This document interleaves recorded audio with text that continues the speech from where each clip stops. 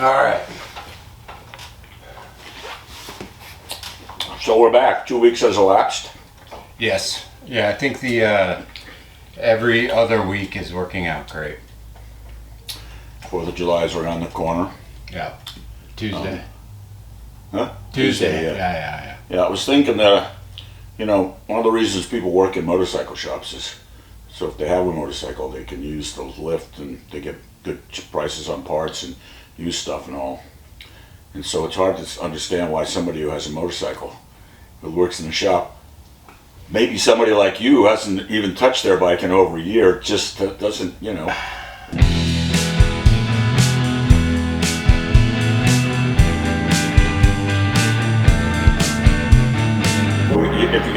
can't be a motorcycle mechanic if you don't ride your motorcycle. A, I think I'm proving that's not true. And B, You're proving that it is true. I just don't have the money right now.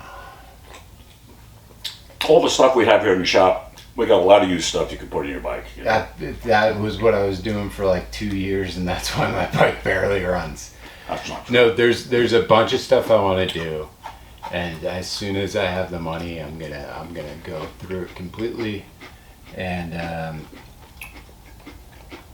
want an R100, so maybe I'll fix up my bike a little, not anything cosmetic. So. You want an R100 GS or you just want an R100 road bike? Well, yeah, obviously I prefer an R100 GS. Over the R80, you think? Yeah, definitely. Okay. Put the girlfriend on the back and then... R80 will do your girlfriend wherever you want to go. I mean, drove Leslie all over the country. Yeah, I just... Out, so. There's a 10 horsepower difference between those bikes. And Yeah, but that's easy to fix on R80 and make it into an R100. I'm just more of a model. Didn't we talk about last week how I walked into that 3711 because I got the 3-lug? Yeah, we did. So that's my main hurdle. And it's a great off-road. You're kind of making the choice. Do you want it to, which is why our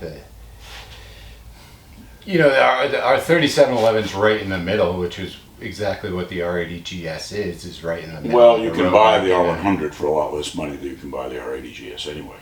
Fair. But then, we're in process of making that one R100 into a model ever. Waiting on the shop now from Penske, but you can take any bike and make it into a bike that you can run far service roads and double track on. It's kind of what we're doing with this /5 with the high pipe over here. That's kind of his whole idea. We were talking about that today. So, put your own tag on it.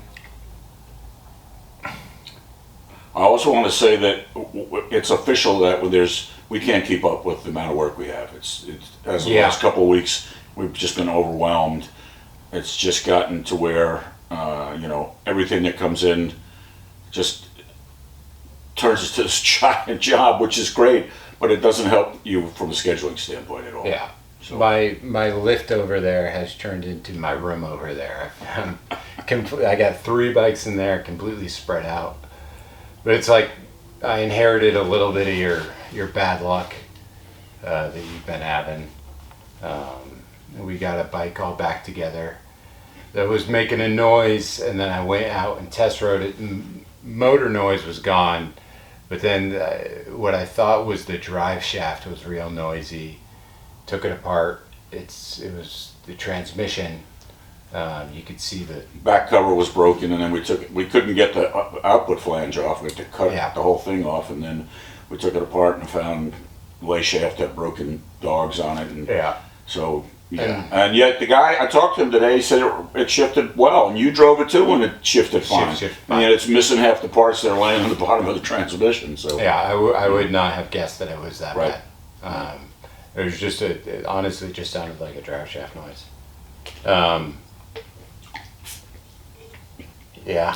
Just too much to do. Which is great, but it's it's getting a little overwhelming. While we had the transmission out 30 minutes ago, I decided to take the clutch off, or we decided. I called them and replace the rear main seal, which was a good idea because it would have been pouring. Well, this is exactly why we're where we are. because you go to do one thing, you say, well, you're not going to be here for another at least 50,000 miles. You might as well, you're here, might as well check the clutch, do a rear main seal, oil pump cover, blah, blah, blah, blah, blah. Because you're paying to get there, and now you're there, and the rest of it's not all that bad. So everything that happens like that, every little thing turns into a much bigger thing. They're old motorcycles. Well, I think we're in a weird spot where we're not a service shop. Really. Sure we are. I mean, we're doing service, right. But we're doing shipped-in service, which means there's no one around them to work on these bikes, which means they haven't been worked on in a while. Right. Well, so we're like in between service and projects. Well, the problem with service on an old bike is that it turns into a project. Yeah, especially when there's no one around you to work on it. Yeah, but even when you've been driving it, the one you have now, it's still, it comes in, and the next thing you know, just keep ending, and it makes sense if you're going to keep the vehicle. To go ahead and do everything that needs to be done instead of pulling the transmission out and fixing it, and then 10,000 miles later taking the transmission back out to put a clutch in it and then do the rear main seal. I mean, it just doesn't make any sense. So yeah, that leads to the fact that we can't keep up with what we already have in all the buildings. So. But people are happier when they get their bike back and it doesn't start. We've always told people we can do whatever you want on your motorcycle as long as you're not in a hurry. Yeah. Which I've been texting him pictures and it's worked out great. Well, you should do. He's about my age probably. Yeah. Yeah. Yeah. So he understands the etiquette of like, I was like, this is my personal phone. Doesn't text me if he needs to call. He calls the shop, but like it's the easiest way to reach him, and it's easiest for me. It's perfect. Yeah. Communication is very important. And it's something you get, again, from a small business that you don't get from a big business, and you get to talk to the actual person working on your bike and so on and so forth. So I think that alone makes a lot of people feel more comfortable, and maybe in some instances spend more money because you're trying to be as straightforward and honest as you can, and they ask you what you do, and you say, well, for my bike, I'd probably just drive it till it broke, but it's not my bike, so if that were you, I'd go ahead and fix it before we pick you up off the side of the road again, which is how we got here to start with. Yeah. So, It's not like we're looking for more to do. No. We're not like being like, oh, we should try to like it. Right. We're like, we want to get this bike out of here as quick as we can. Well, we had that conversation today with him. We can, if you want to wait a couple weeks, I find the time to build a gearbox. We've already got one that's already built. And if Mikey wants to get this bike off his lift, and the guy said, let's have it as quickly as I can. I said, fine. So the next time you build a gearbox, I want to sit down with you. I'll literally pay you. I'll take myself off the clock, and I just want to be over your shoulder. You'll pay me. Somebody's got to learn how to do it. Oh, it's not that. It's the actual parts of it aren't that difficult. Of course, nothing on these bikes is that difficult. It's just that they're so idiosyncratic and. They're so old, and people aren't used to little nuts and bolts, and everybody's used to slip-on connectors or all that stuff. But yeah, transmissions. I'm happy to go over transmission with you. I like building them, but it's not something I wouldn't like having you do more of.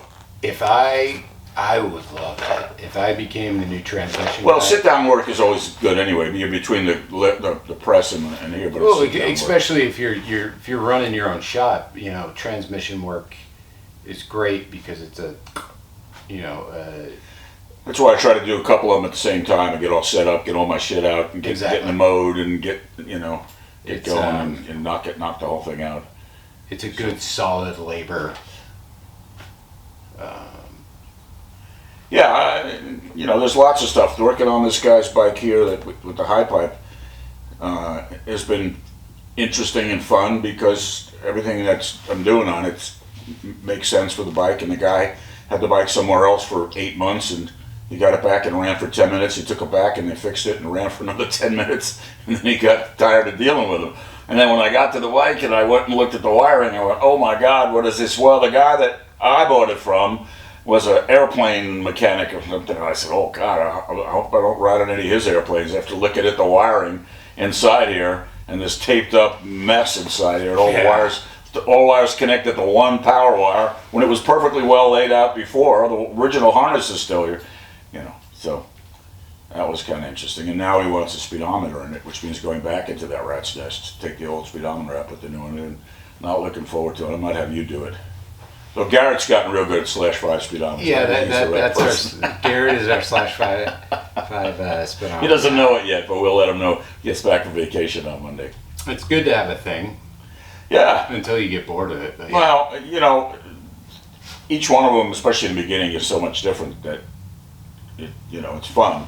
Yeah. They're all exactly the same, and it wouldn't be that much fun at all. But they're never the same. So. Yeah. No, I've enjoyed the craziness of the last couple of weeks.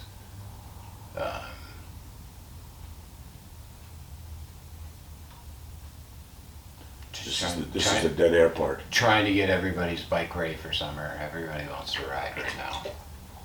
It's funny that a lot of people don't ride in the summer because it's too hot. Yeah. They're riding in the spring, they ride in the fall. The summer, when you think everybody'd be riding, they're not. Just like hardly anybody takes a convertible top out in the summer except me, because it's too hot. They just sit in the car and turn the air conditioning on. Yeah, but I get it, but I mean, I want to be. I mean, on my motorcycle, or we're going to put the top down. It's similar, and you want to be out in the weather. You got to work on your tan. That's it. Yeah, you got to work on my tan. It's not for the enjoyment. It's right. Right. You oil up every time. Well, I just from all the grease I have on me regularly, it works fine. I don't really need to go outside. I can just pack myself with grease and I'm good. Yeah. Luckily, I looked at myself in the mirror before we started filming because I had clutch dust all over my face and nobody said a word. Like you came out of the coal mines. Yeah, it looked like I was a coal miner. And I got the black lung. Nothing wrong with that. Yeah. The bike that Chuck just finished, the blue /5, it's an original color, but it's so blue. It's extremely. It almost takes your breath away. Look at this thing. Oh my God. That's a blue motorcycle. It got a lot of love on Instagram. Yeah, and the guy I think is going to pick it up next week. Well, that's good. We gave him his final bill today. We haven't heard from him. He might be in ICU at this point, but. We've done everything he wanted to do, and the bike looks fantastic. Chuck did a great job on it. It looks better than new. It was a complete teardown, and yeah. No, we didn't get into the motor all that much. We did the top end of the motor and rod bearings, and I think we did a timing chain, but we didn't go take the whole thing apart. I mean, we took the motor out, but we didn't build a gearbox either. Oh, yeah. The transmission was fine, so we didn't do that. We did the rear drive because it was leaking. And Murray did the rear drive, and that needed everything in it. It was worn out. All the bearings, everything in it was gone. And then he got the saddlebags in the trunk they didn't have on before, and the trunk is going to make it real hard to get on that bike. The trunk sits so high in the back, you're going to have to try to thread your leg through it.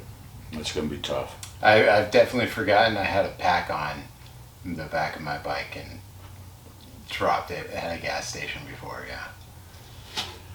Well, I told you, Sunday I rode that awful weather. Sunday I was up on top of a mountain in North Carolina, and it started getting dark and windy and rainy, and it was pretty much straight down and it was kind of muddy to start with. So by the time I got down to the bottom, I was drenched, and by the time I got back up to Route 441, which is about 6 or 7 miles, I was soaked to the bone. And I've ridden in really torrential rains before, and really windy and really terrible, but not for 100 miles. This was 100 miles of this. Yeah. And I got back, I finally got back, stopped and put all my winter gear on. I finally got back here, got to the shop about 7 o'clock at night. I left early in the morning. And I got off the bike, and I had a little tail bag on the back of the transalp. But as I was getting off, my boots were full of water. I was soaking wet, and I was half frozen. And as I got off, my left foot slipped underneath, and I fell down. And as I fell down, the bike fell down on top of me. So I'm sitting out there, it's pouring and windy, and I look. First thing you always do when that happens, you look around and see if anybody saw it happen. I looked around, there wasn't anybody.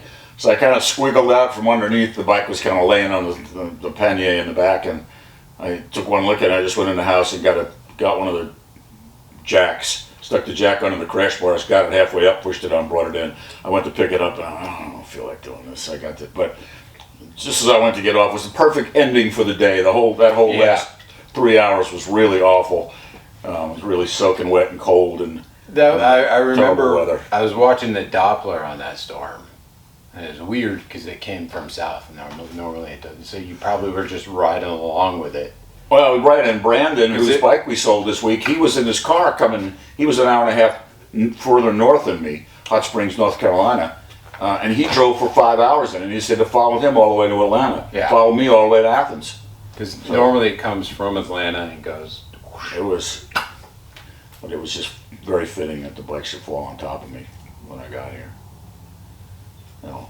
Well, oh God, you didn't hurt yourself. No, the bike wasn't moving, and I just kind of fell down, and I grabbed the bike, and I guess as I did, I pulled it off the side stand. It was already on the side stand, and it fell on top of me. So, it wasn't that bad. It didn't, again, if the first thing you do is look around to see if anybody saw you, you're not injured. Was it on the ring cam? No, it was here. Oh, okay. It was here. In front of you. No ring cam here. Yeah. But everybody, most of the cars put their flashes on and pulled over. I was already drenched. And there were a bunch of cars, doing 25 or 30 miles an hour. I didn't see any reason to stay there. I think on a bike, you're more vulnerable. If you're pulled over with a bunch of cars, nobody can see anything. No, that's true. I just decided to keep going, but the fact that there weren't that many cars on the road, and the ones that were had their flashes on, so I would be following a car, and then he'd be going too slow for me. I'd go, and then I'd find another car in front of me, and I'd get close enough that I could watch his flashing lights, and I'd let him stay in front of me. I could kind of see where I was going, because with the visor, and you can't close it, and it fogs up. No matter what you do, you can't see. Inside of the helmet's just as wet as the outside. So I just kept going, and figured I'd just soon get home. Yeah. Didn't sit there and freeze to death. But I stopped at this gas station I knew had a truck area with an overhang on it. I pulled up on the bike. It was a guy in a maroon truck sitting there on the phone, and I got off the bike and kind of shook myself out, and then opened my saddlebags. I had a tight-fitting, insulated zip-up jacket, and I had my rain pants, even though I was already soaked. I took my jacket off and put that the jacket on, the underneath jacket. But then to get my rain suit on, I had to take my boots off. Well, I sat down on the ground, and my boots were completely filled with water. And so I lifted my leg up. I was standing there with my leg straight up. But then the suction on my leg, couldn't get the boot off my foot. Yeah. And the guy was just standing there the whole time with the phone on. He was just staring at me. And then I'm rolling around on the ground. I finally got my boots off, and then I had to get the rain suit on, but I had to pull the wet riding suit on when, and this guy's just, for like 15 minutes, he's just kind of looking at me. Finally I got all done, and I got back on the bike, and I said, see ya, and he just kind of gave me this furrowed his brow, and off I went. But and it's funny because this gas station, probably 8 or 9 years ago, Leslie and I were on the Transalp, and we were riding trails backwards. We had ridden with Murray and a bunch of people, 5 people before, the day before, and we'd ridden this really nice trails over these streams, up these hills, and we liked it so much, we decided to run it backwards. And so we got started, and we came down this long hill to a real deep stream, and just as we had to go slow to go down the hill, and just as we got out in the water, we hit a rock, and we both did Superman, and the bike started floating down. Anyway, we finally got it out. It took several hours. We stopped at the same gas station so I could get her a hot chocolate and some other. So I had some dry rain gear. It was in September, so it was a little nippy, but I had some dry gear I wrapped her in. But it's the same place we stopped. 3 years ago, we bought a Miata, and we decided that the first time we rode it, we really liked this dirt road, so we decided to take the Miata down the road. We took the bike down, and we had to do a water crossing in the Miata. And by the time we started coming home, we were having wheel bearing issues in the back left, and so I pulled back to the same gas station again, tried to climb up under the car and see what was going on, and said, oh, yeah, I think we can get home. So it's every time something calamity happens, I stop at the same gas station. So it's kind of funny. It's just how it works. Why would you take a Miata through a street? It's a long story. Right. We did it like 2 or 3 times that day. Yeah. What happened was we knew we were on a paved road, but we knew that there's a dirt road right there that took us to the Appalachian Trail. We wanted to hike some of the Appalachian Trail, and so it was only 5 or 6 miles to the Appalachian Trail, and it was paved. Went to a state park, and then it turned into dirt, and it goes to this little town called Tate, Georgia, which now has a population of 29. Little sign on the side of the dirt road. It says 27, 28, 29. There's 29 people in this town. And when you go over this little road, there's a water crossing in it, and then you go and you see some big boulders, and you can't go any farther. That's where the AT starts. So we decided, we wanted, it was a nice day, let's go hike some of the AT. So, not thinking, we drove down the dirt road. It wasn't too terrible in the dirt part until we had to drive down and get into the stream and then get back up again. And that's when we realized it probably wasn't a good idea. But it was already too late. We still had to come back through it. We did have a good hike, however. Oh, that's good. So it wasn't a total disaster. Yeah. And when you're wet and you go into some place that's air conditioned, you freeze in a heartbeat. When I worked offshore, and there was always air conditioning in the workboat, and then we'd be out on the back deck and we'd come in for lunch or something like that, and it would just be regular inside, but you were so hot and sweaty from being out in the Louisiana weather, and you came in and said, holy shit, I gotta go get my winter jacket. Yeah. You know, it was just like the bowling movie with Woody Harrelson? Kingpin. Yeah, where the guy turns around and his nipples are sticking out. Yeah, Kingpin. Same thing. You don't realize how cold it is. So you walk inside a 7-Eleven and you're drenched, and then they got the air on 60 or something like that, and you go in and run in around as fast as you can. Yeah. It's kind of funny. And you get the same stuff from people. They look at you and they go, "Oh, it's raining out. Don't you get wet when it's raining?"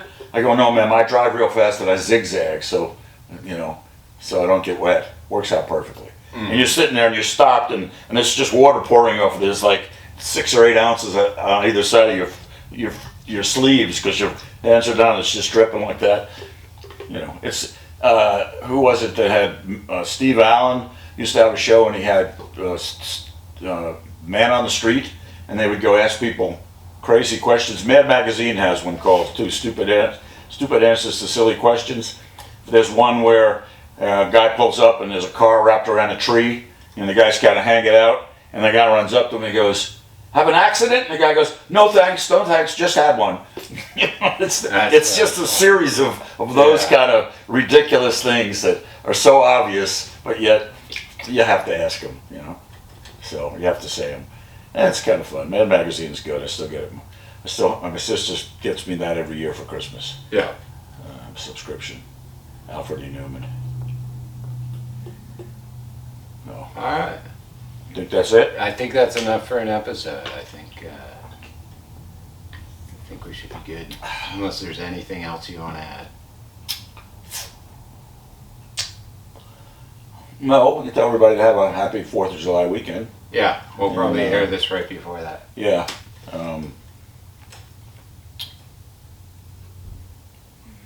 Can't think of anything else.